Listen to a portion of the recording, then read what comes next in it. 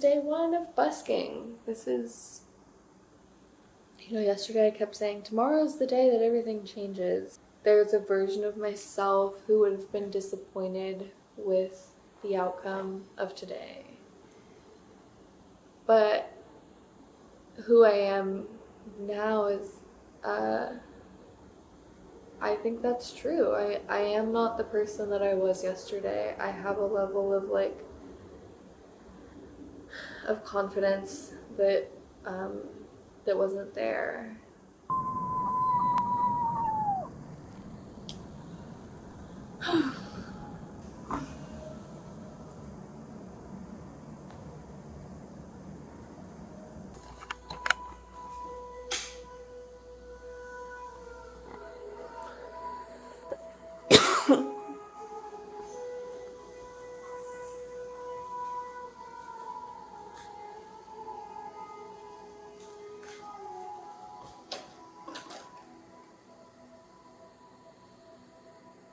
What's that on? 1:25 a.m. I want tonight to be the night before everything changes, but it probably won't be. My throat hurts now. I've been working on portability for 4 years now, and it began when I read The Artist's Way, I think. I think in that moment I connected these two ideas that I had for a long time. One was this frustration with the wellness industry, this idea that it was manipulating people, that the business models were not actually in service of wellness, but they were in service of capitalism. That became very clear to me very quickly. And it never, as much as I love the work, it made the work not feel good or fun. I had that idea in the back of my head for a long time. I read The Artist's Way, which teaches you that you're a creative soul, a creative being, and that there is maybe a pattern. What really happened was I had this underlying idea that I wanted to do something about the wellness industry. I'd had this astrology reading years ago where somebody said they saw my astrology chart like a loom, and that my destiny would be to weave together different healing modalities. That's literally what they said. I could find the audio and put it in here, and it is so spot on to what I'm doing today. But there was this part of me that never felt like how could I pursue something like that? I kept trying to go up the chain of different healing modalities. First I was gonna go to school for psychological research, because that felt like a true hierarchy that I could climb. And then I was like, no, the DSM-5 is bogus. After 2 years in my undergrad degree, I was like, no, I don't want to work in the actual psychiatry field because I don't agree with it. So I went to Asia, I went to Thailand, and then I did a yoga teacher training, and I really dove into spiritual studies and how you can heal yourself through those modalities. And I did heal myself in a lot of ways. If you spoke to someone who knew me 10 years ago. Okay, I'm just really rambling, and I have a lot to do. Okay, we have to go to bed. Okay, I think there's 15 zines and a cookie catcher. I want to finish folding them in 15 minutes. Let's see if I can do it. First, we need some music.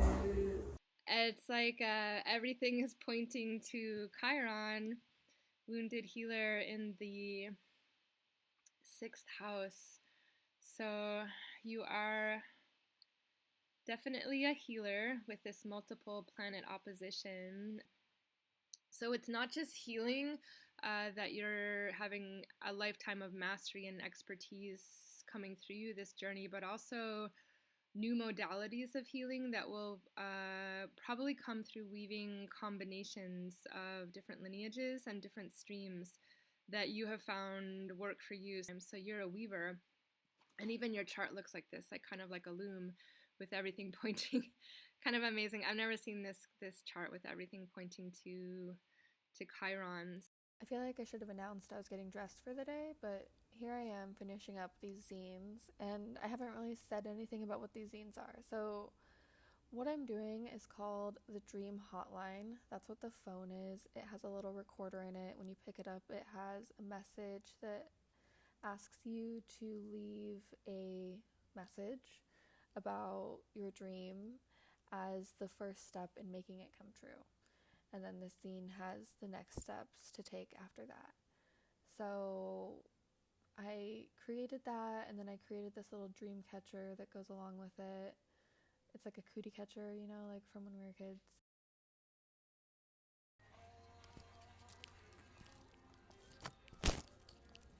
I should have turned down this aisle. I went here to get a new tablecloth because I didn't like the one I have. They were down that aisle, but I kept going and accidentally took you to the towels.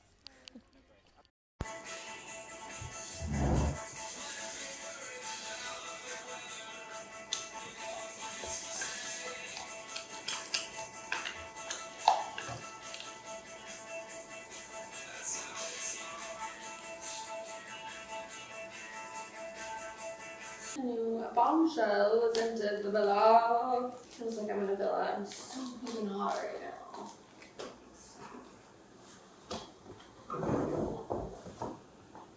Wait, this isn't the one.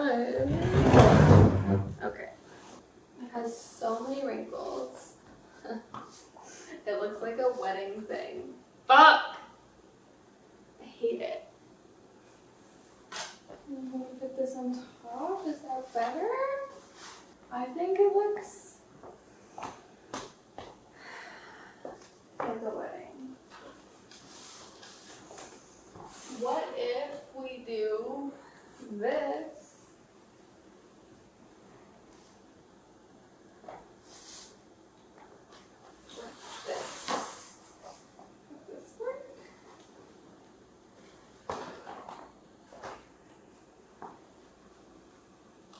Oh my god, I'm literally gonna die.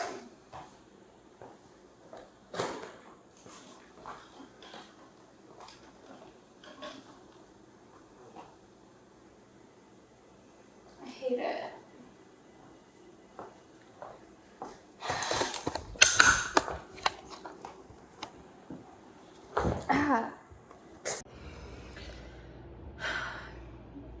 This is the creative process. Okay. I have been crying. I just had a little like breakdown moment, and my camera memory card is full, and it's gonna take 9 minutes for it to download. And the emotion is passing. This is like how quick it can be if you just move through it. So I just texted my friend. I can't read it off my phone because I'm recording on my phone, but I said, I want to crawl in a hole. I feel like it's all a dumb idea. I should just work at a bodega or a laundromat for the rest of my life. Because I was thinking about this time when I was like, I don't know, 8, and I had to do this like math assignment for homework, and I was so frustrated and distraught and upset that I like was crying. My parents were like, just do it, just like sit down and figure it out. And I was like, I just want to work at a gas station for the rest of my life. Like, that's all I want and need. I don't need to know how to do this. I'm pretty sure it was actually like counting change, and they were like, you would actually need to know how to do this at a gas station. And I was like, ah!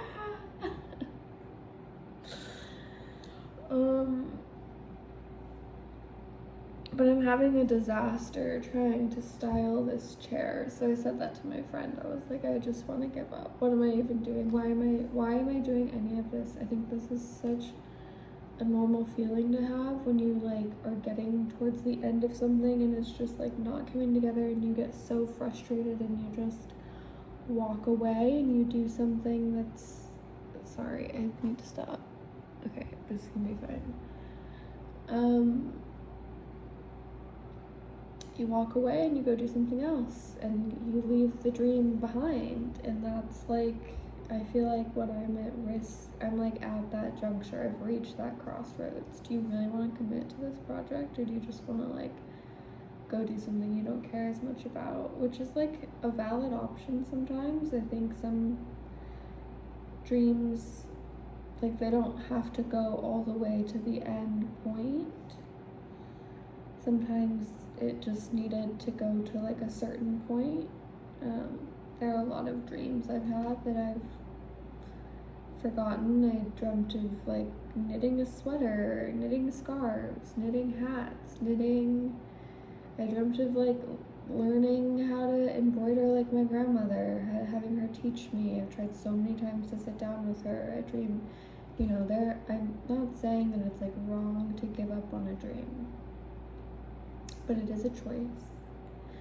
And when you reach that juncture, I think it's helpful to realize where you're at, locate yourself, and then look at all of the circumstances and like decide which way you actually really want to go, and not go like one way just out of fear.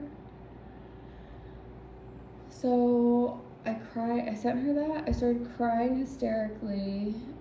She was like, I like how the first one matches the blue phone. And I said, for some reason, I'm really resistant to using that tablecloth. I've got it in my head that it looks weird.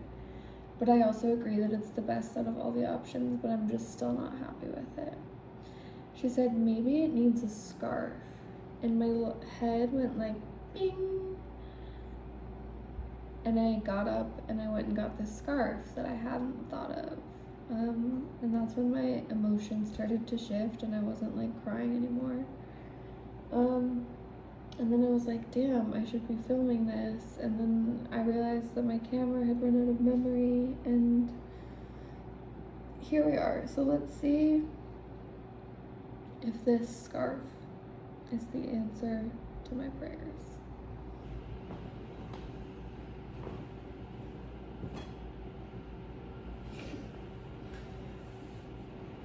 I think I love it, everybody.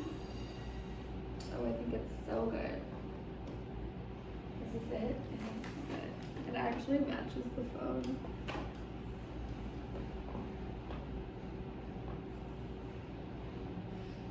Oh my god, wait, it's perfect. I love it.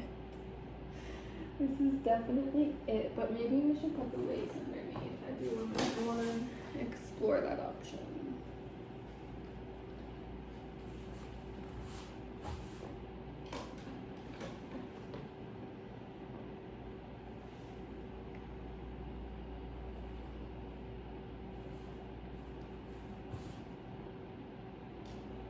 I don't think that's a no for me. This is way too wedding. Oh my god, wait, I love it. I love it, I love it, I love it. I love it, I love it, I love it. I love it, I love it. Hello? Oh, my dreams were answered. Thank you, Dream Hotline.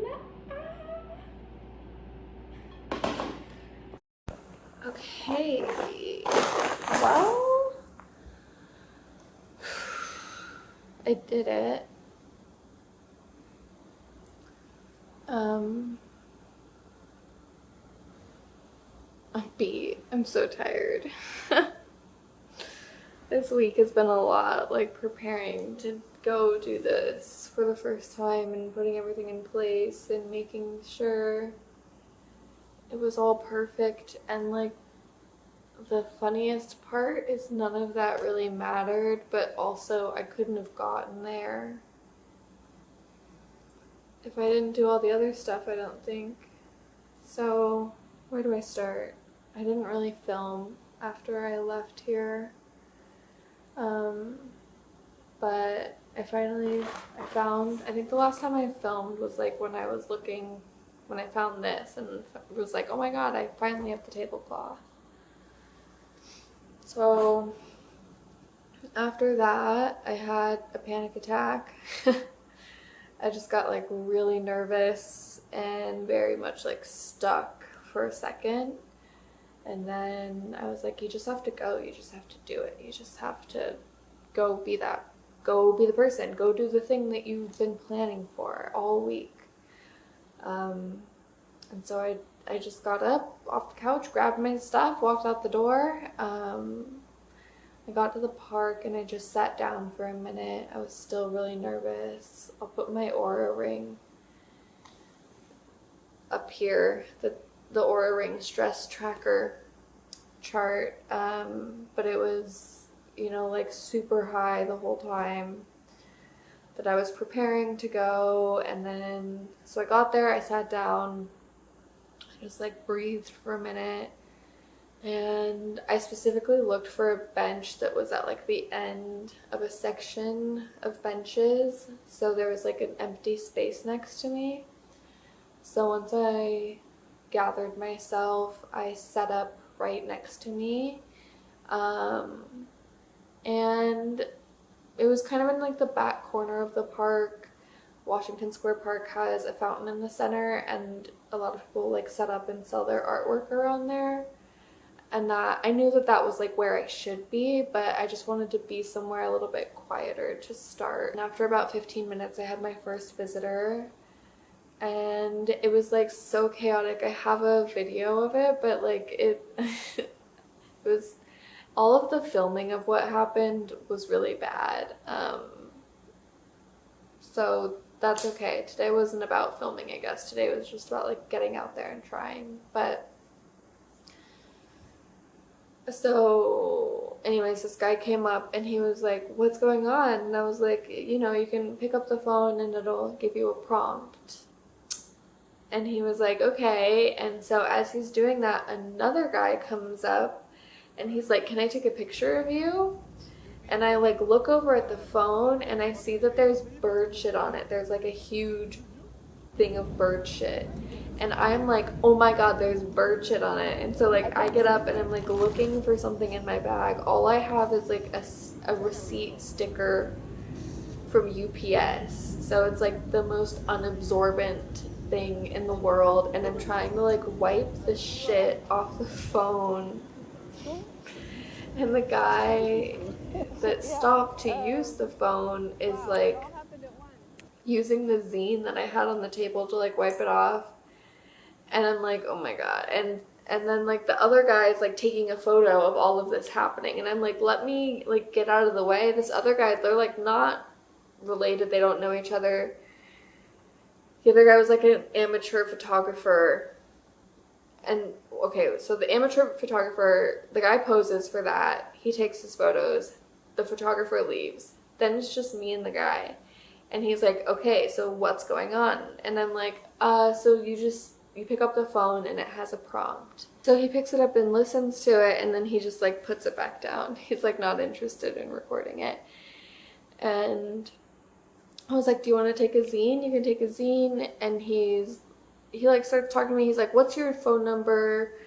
What's your Instagram? He's like kind of creepy. He's like kind of too much, but it's also like my first customer. So I'm being really friendly and nice, and I gave him my phone number.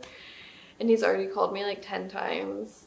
And he's very intense. He says he's gonna like invite me to all of these events and like blah blah blah. And he like makes me look at his Instagram, and it's like he has like 6 likes on like all of his posts, but he's like showing it to me like he's like an influencer. And whatever. It was an awkward interaction. And it took a really long time for him to walk away. Like, I kept saying, like, okay, like, thank you so much. It was so nice to meet you. And he just kept being like, so, like, do you use WhatsApp? And I was like, no, like, go away. He finally leaves, and I immediately kind of, like, wrap everything up. I was like, that was a lot. I just, like, need a mental break. So I wrap it all up, and then I just kind of sit there for a while. and I decide to go at least go sit closer to the center where everything's happening by the fountain. There's also benches over there, so I was like, I'll just go sit over there and scope it out. I see a spot like along the fountain where I can sit, and so I get up and I walk over there, and I set it up around the fountain, which was like very scary to me because it was, I don't know, busking in Washington Square Park feels like it is scary. There were so many people walking around like videotaping and recording. Like I was definitely in a town center community. Like I was just like exposed in a way that I never am when I'm like sitting behind my computer screen. um Anyways, so I set it up there. I had 3 visitors at that spot. The first guy was like someone he made videos of like all the parks and stuff. He was a tour guide, and he seemed like really nice and sweet. And then he did not leave a message though. He didn't want to. And then there were these 2 women that came by, and they kind of seemed like they were like tourists. They were visiting. They were having fun. They're playing, and they did it in a playful way, like with each other. I don't think that they were like as interested in what I was doing, but they were just like interested in the fact that like them 2 had this experience together, which is like great and fine. It doesn't have to be necessarily like about me, or like that is the goal of the what I'm doing, but also like more than that, I really just want people to like connect with their dreams and feel that those have the possibility of coming true. So I don't know, I guess I don't really know what else to say except for that like I'm really proud of myself for getting out there. The things that I learned that I need a lot more signage. People need to be able to walk up and immediately know what's going on rather than me having to explain. Everyone that walked up, the first thing they said was, "What's going on here?" So I need to make sure that that question is answered immediately. I know I'm gonna make signs to like post around, but I think I'm also going to get chalk and write on the ground and maybe like develop a little treasure hunt for people to come find me. So it's not just like this random thing sitting there, but it's like a thing that they like went out of their way to discover.